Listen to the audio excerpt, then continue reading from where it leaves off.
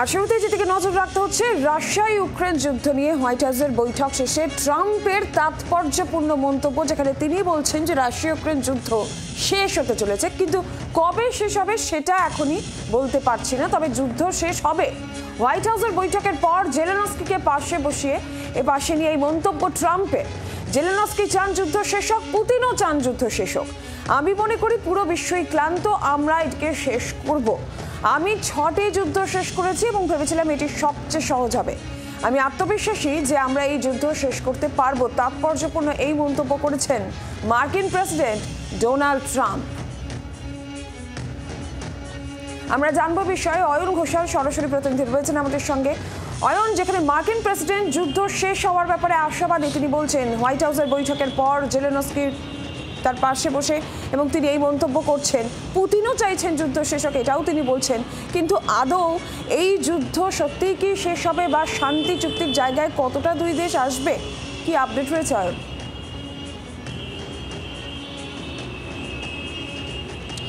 তোমার মনে থাকবে এই বছর 2025 সালের 11ই জানুয়ারি একই সঙ্গে কিন্তু এই ট্রাম্প জেলেনস্কি বৈঠক হয়েছিল, যেখানে এই যে রুশ ইউক্রেনের দীর্ঘমেয়াদী যুদ্ধ, এই যুদ্ধ বন্ধ করার ক্ষেত্রে এর আগেও মধ্যস্থতাকারীর ভূমিকায় ডোনাল্ড ট্রাম্প অবতীর্ণ হয়েছিলেন।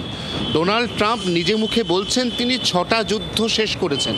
আন্তর্জাতিক মহলকে আদৌ সে কথা মনে করছে? তারা বলছে কখনো অপারেশন সিন্দুরে হঠাৎ করে যুদ্ধবিরতি ঘোষণা করে ভারত এবং পাকিস্তানের মধ্যে বিবাদের মধ্যস্থতা করার নিজস্ব স্বতঃপ্রণোদিত ভূমিকা, কখনো রুশ ইউক্রেন তাদের মধ্যে চলা যুদ্ধ সেটা শেষ করার ব্যাপারে নিজের স্বতঃপ্রণোদিত ভূমিকা। আবার এই ট্রাম্পের পরোক্ষ মদতে ইরানের ওপর হামলা হয়েছে। অর্থাৎ কোনো না কোনো জায়গাতে ট্রাম্প নিজে কখনো নিজেকে শান্তির দূত হিসেবে প্রতিষ্ঠা করতে চাইছেন, আবার কখনো ইরানের যে নিউক্লিয়ার পেরিফেরি, তার যে নিউক্লিয়ার শক্তি, অস্ত্র ভাণ্ডার, সেগুলোকে নিকেশ করার জন্য তিনি নিজেই কিন্তু আবার পেছন থেকে মদত দিয়ে একটা যুদ্ধ বাঁধাচ্ছেন। অতএব ট্রাম্প ঠিক কী চান? তিনি প্রকৃত অর্থে যুদ্ধ বিরোধী, নাকি তিনি নির্দিষ্ট কিছু কিছু ক্ষেত্রে যুদ্ধ বন্ধ করে নোবেল শান্তি পুরস্কার নিজের ঝুলিতে ভরতে চাইছেন? এটা নিয়ে দীর্ঘদিন ধরে আন্তর্জাতিক মহল তারা চর্চা করছে, এটা একটা অত্যন্ত চর্চিত বিষয়। তবে হ্যাঁ, আশার কথা একটাই, যে রাশিয়ার সঙ্গে ভারতের এই মুহূর্তে যে হৃদ্যতার সম্পর্ক, এই সম্পর্ক তখনই আরও বেশি স্বতঃস্ফূর্ত হবে, ফলপ্রসূ হবে, যখন রাশিয়া থেকে ভারত অবাধে তেল আমদানি করতে পারবে। এবার আমেরিকা রাশিয়া থেকে ভারত তেল আমদানি করে বলে ভারতের ওপর অন্তঃশুল্ক চাপিয়েছেন।